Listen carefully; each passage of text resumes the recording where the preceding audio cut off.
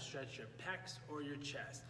Now, the reason why we're doing this is because a lot of our patients, and many of you might feel the same way, is we work and we sit a lot, right? Especially if you're on a computer a lot, it makes it very challenging to keep this area open just because we're hunched over. We're driving, everything like that. We're not saying that it's causing any pain or issues, but you might be feeling just a ton of tension here, and it's hard to get either full range of motion or feel like you have the ability to open up. So what we're gonna do is stretch the pecs, okay?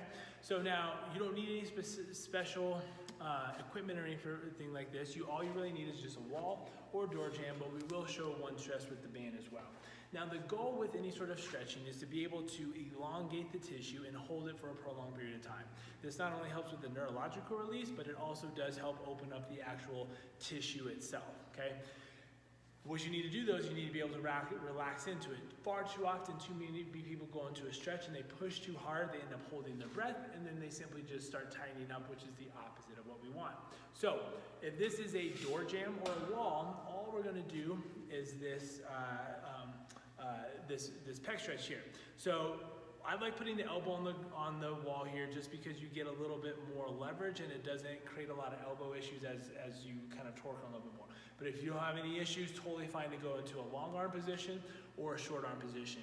We always stagger our stance though. So stagger stance, 1 foot's forward and 1 foot's backwards. The weight is always on your feet. I am not leaning into just my arm. Although I do feel a stretch here, I don't have as much control. I want control. So my feet are on the ground, staggered stance, and then I just shift more onto that front foot to be able to stretch into a deeper position.